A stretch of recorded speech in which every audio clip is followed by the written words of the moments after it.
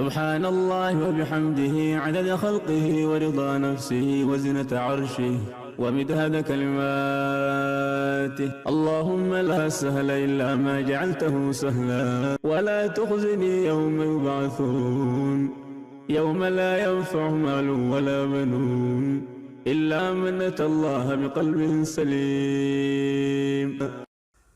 Assalaamu calaykum waraxmatullaahi wabarakaatu. Walaalayaal kusoo dhawaada koorsada HTML oo si taxana uga baahina kanaalkan. Waxaynu soo gaadhnay gabagabadii iyo gunaanadkii kooraska.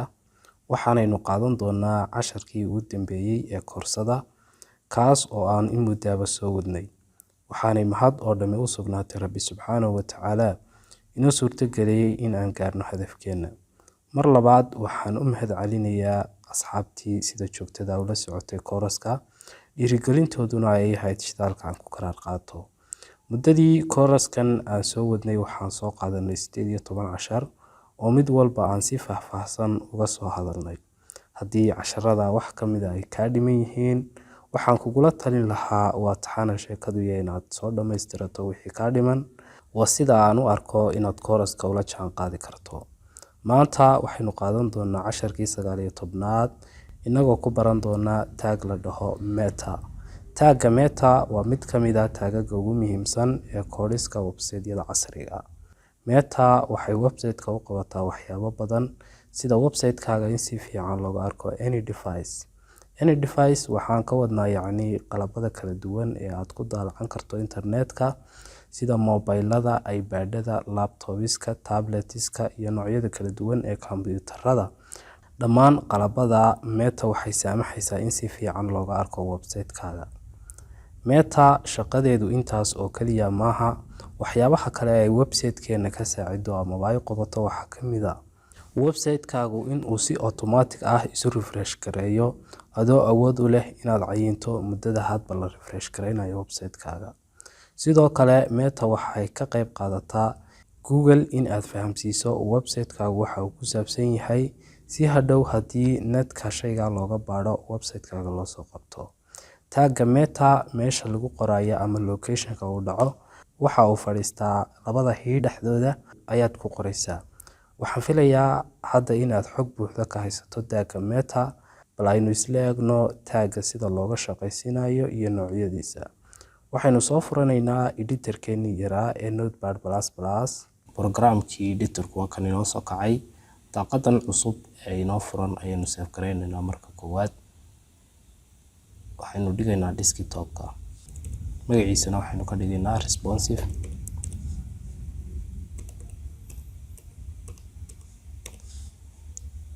.html. Okay, waa save gareynaynaa save. Hadda uu inoo save gareysay waxaynu bilaabaynaa coding-kii HTML. Xaggan hoose ayaynu ka soo xidhi doonaa.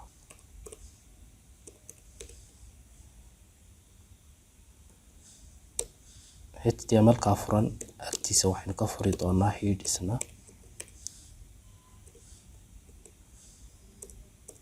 Head isagana bartan ayaynu ka soo xidhaynaa. Headka waxaynu ku dhex qoraynaa sidii caadada ahayd baa title. Title muxuu inoo qabtaa magaca website-ku inoo haya. Waxay leenahay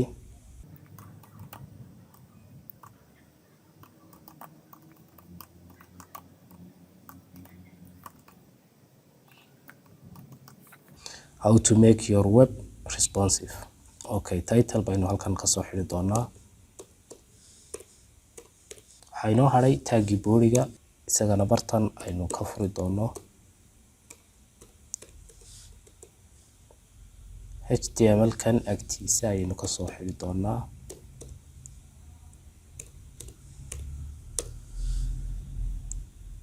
Xogaa kalarkiisana bedelno si aynu qoraalka u aragno.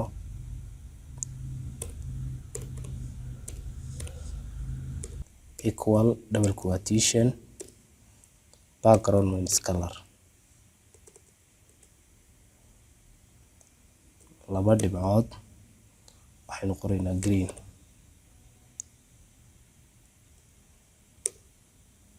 Control S page-keenu soo kicin doonaa. وكا بيج كو شقينيا hoos baynu u degaynaa halkan waxaynu ka furaynaa laba paragraph oo aynu soo gelin doono qoraal b halkan baynu ka soo xiri doonaa paragraphkan ayaynu copy garaysanaynaa control c hoos baynu u degaynaa halkan baynu ku paste garaynaa control v hadda waxaynu haysanaa laba paragraph qoraal baynu soo gashanaynaa qoraal wuu diyaarsan yahay halkan desktop-ka ayuu yaala kan responsive maaha hadeer kii aynu soo save garaynay waa kan kii html ku laakiin kan waa mid qoraal igu qoran yahay intaa hore ayaan soo copy garaysanayaa ilaa meelahan control c halkan ayaan ku paste garaynayaa control v break row ayaynu ku samayn doonaa si laymankani ay sidaa ay yihiin ugu soo baxaan browserka br intan baynu copy garaynaynaa control c line kasta halku ku dhamaadaynu ku paste garaynaynaa control v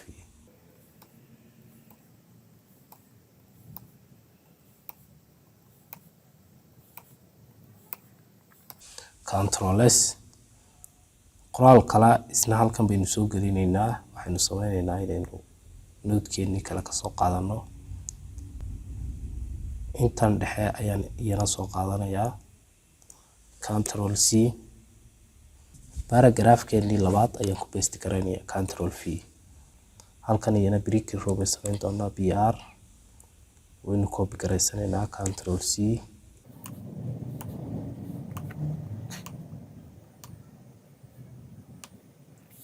ka dhamaan laymankii break row waynu ku wada samaynay control s browserkeenu ku soo kicin doonaa qaabkaas ayuu soo saaray intana waa space-kii u dhexeeyay labada paragraph waayahay hadda waxaynu sameynaynaa code-kii refresh-ka meta marka ay refresh garaynayso si automatically tagga meta waxaynu ka furaynaa headka furan iyo headka xidhan dhexda waliba title-ka korkiisa halkan waxay leenahay meta markaynu qorno waxay leenahay http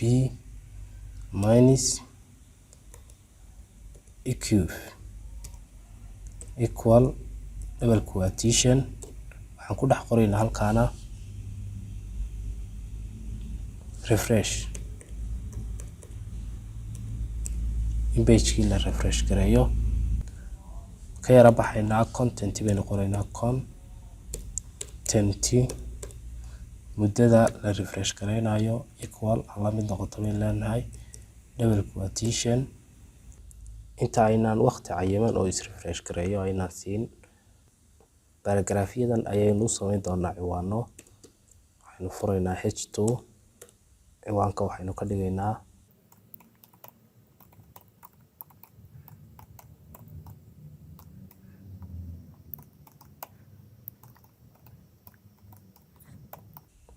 sida loo samaysto website responsive ah halkan baynu ka soo xidhaynaa h2 waynu copy garaysanaynaa control c paragraphkan labaad ayaynu korkiisa dhigaynaa control v control s aynu page-keena eegno refresh garayn mayno hadda ee waqti baynu soo siinaynaa meta si ay iyadu automatically u refresh garayso page-ka waan ku noqonaynaa halkan waxaynu ka dhigaynaa 5 second control s kadibna page-kii baynu ku noqonaynaa cabaar baynu yara sugaynaa intuu is refresh garaynayo 5 second ka gaadhayso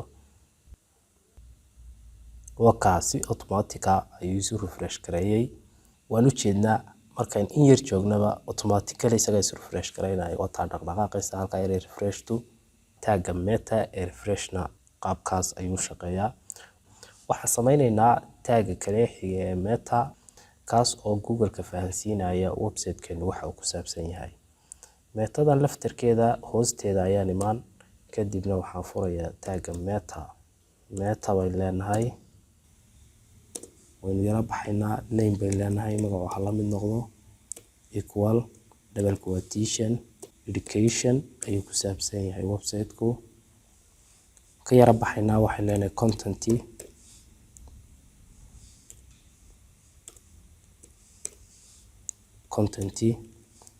equal double quotation. waxaan ku dhex qoraynaa khaasatan muxuu kaga sii saabsan yahay educationka maadis xisaab ku saabsan yahay. taageenan hadda lagama arkayo browserka sababta ay tahay page-keenan maba ku jiraba internetka, sidaa daraadeed markaad hadhow website-kaaga hawada geliso ayay fududaanaysaa inuu fahmo Google website-kaaga waxa uu ku saabsan yahay markaad taagan qorto. intaynaan koodka qorin paragraph saddexaad ayaynu samaysanaynaa, markaa kan ayaynu iska koobi garaysanaynaa si aynu waqtiga u ilaalino videogana uusan u dheeraan. Control V halkan hoose ayaan dhigay. marka hadda 3 paragraph ayaan haystaa, kan koowaad, kan labaad iyo kan saddexaad. waxaan sameynayaa paragraph-kan koowaad waxaan dhigayaa leftiga, kanna waxaan dhigayaa right-ka, kanna center-ka. biidan furan ayaan baxayaa space anoo waxaan dab ka dhaafin. style baan qorayaa equal double quotation. waxaan leenahay text minus align, laba dhibcood. waxaan leenahay lefty bidix ha tago qoraalkani. waxba yeynaan qorinay intan dhexe ayaynu soo koobi garaysanaynaa. Control C. biidan kale furan ee paragraph-kan ayaan dhexdeeda gelaynaa. Control V weeylaan. halkan ayaynu space gelin doonaa. taagaas uu shaqeynayaa sidiisa lamida biidan baynu dhex imanaynaa, space baynu yara baxaynaa. Control V left weeyaan, waxaynu ka dhigaynaa halkan right midig, kana waxaynu ka dhignaa center. Control S. waynu ka gudbaynaa, waxaynu sameynaynaa tag kale meta, isaguna website-ka u saamaxay inuu responsive noqdo device kasta si fiican looga arki karo. kan waxay leenahay meta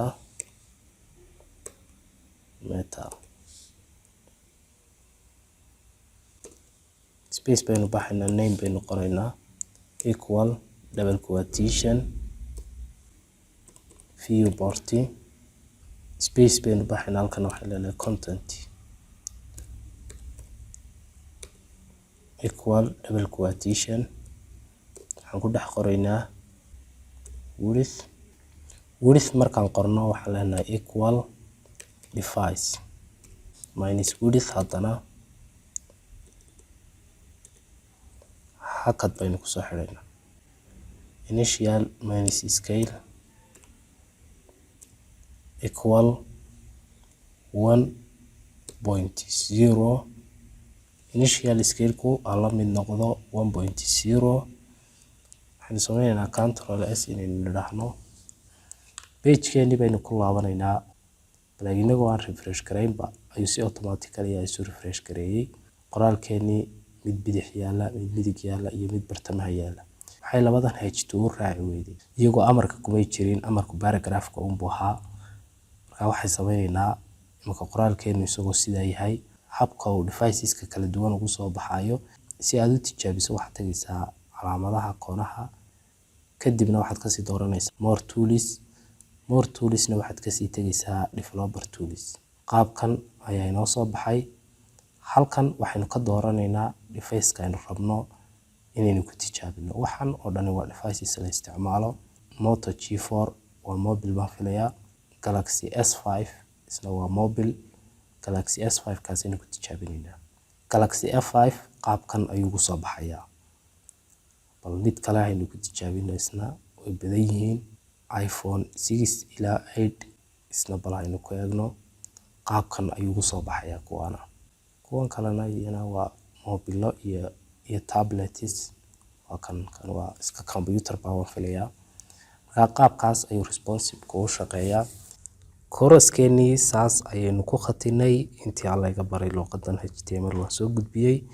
waxaa jira qaybo yaryar oo la shaqeeya CSS-ka waana ku soo gudbin course-kan HTML. haddii aan la idmo iyana waxaynu ku arki doonaa course-ka CSS. course-ka CSS diyaarintiisa ayaan weli wadaa. waxaan rajeynayaa marka aan dhammaystiro inaan soo geliyo kanaalka insha Allah. ugu dambeyn, hadda waxaad awood u leedahay HTML in aad wax walba soo gelin karto. ha yeeshee HTML kaliya website laguma sameeyo. sababtu tahay amarada si aad website u samayso way kooban yihiin marka la joogo HTML. Qurxinta iyo qaabaynta waxa qaabilsan kooraska CSS waxa uu kaa saacidayaa website lala ashqalaaro kolka la dheehdo in aad samayso. Waxa kalood ku hal abuuri kartaa haddii aad labadan kooras ee CSS iyo HTML aad ku barato waxyaabo badan in aad samayso ood hal abuurnimadaada dahsoon kusoo bandhigi karto. Gabagabadii waxaan rajeynayaa fahamka koorasku inuusan adkayn, waana luqad aad u jilicsan marka loo eego luqadaha kale ee programming-ka. Waxaan kugula talin lahaa in aanad ku koobnaan intan eed wax badan baadho si aad wax badan u ogaato. Markastood raadcayn samaysana fahamkaaguna isna waa u kordhayaa. Taas ayaa iga dardaarana. Ciddii kooraskan u baahan ee aad garanaysaan fadlan u sheer gareeya. Waa codsi dhankayga. أن تحب لأخيك ما تحب لنفسك وحديثك رسولك صلى الله عليه وسلم لا تجعلوا ولالك وحاد نفط هذا لا تجعشها مركز أياد قول جالسة intaas ayaynu kusoo khatimaynaa. Haddii su'aal ama talo aad noo hayso nagu soo gudbi qaybta hoose ee fiidiyowga. Mahadsanidin.